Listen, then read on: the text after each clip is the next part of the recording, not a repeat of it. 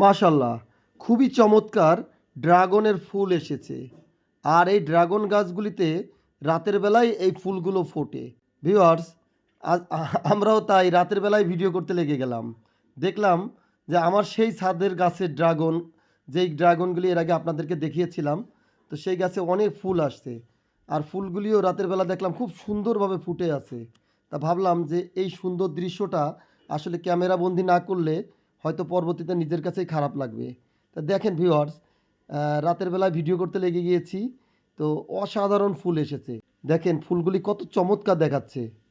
তো একটা দুইটা নয়, অনেক অনেক ফুল ফুটেছে আমার ড্রাগন গাছে। তো দেখেন আপনারা কি পরিমাণে ফুল এসেছে। এরপরে পরবর্তীতে যখন এই ড্রাগনেরই আবার এই ফুল থেকে ফল হবে এবং ফলগুলো পাকবে, ইনশাল্লাহ আপনাদেরকে সেই দৃশ্যগুলিও আমরা দেখানোর চেষ্টা করব। দেখেন কি পরিমাণে ফুল আসছে। আসলে একটু কষ্ট করে যদি নিজেদের ছাদের পরে কেউ কিছু চারা রোপণ করে, তাহলে খাওয়ার থেকে আনন্দটাই বেশি উপভোগ করা যায়। দেখেন আমি ড্রাগনের কিছু ডাল লাগিয়ে রেখেছিলাম। আর ড্রাগন এমন একটা গাছ, এটার জন্য বেশি যত্ন নিতে হয় না। কোনো রকমের ডাল পুঁতে রাখলেই আস্তে আস্তে ওটা থেকে ভরে যায়। তো দেখেন আমি কয়েকটা ডাল পুঁতে রেখেছিলাম, আর এখন আমার ছাদে দেখেন অনেক অনেক ড্রাগনের চারা হয়ে গেছে। ওইখান থেকে তেমন যত্ন নিতে হয় না, মাঝে মাঝে একটু পানি দিলেই যথেষ্ট।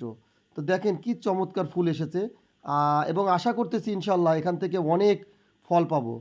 তো একদিকে যেমন ফুল ফুটেছে, আরেকদিকে আমি দেখলাম ছোট ছোট ছোট ছোট আবার ড্রাগনের ফুল বাড়ছে, যেগুলো পরবর্তীতে আশা করতেছি এর থেকে বেশি হবে ইনশাল্লাহ। তো আসলে এটা খাবার থেকে আনন্দটাই বেশি, কারণ নিজের গাছের থেকে যদি ছিঁড়ে খাওয়া যায় সেটার মজাই আলাদা।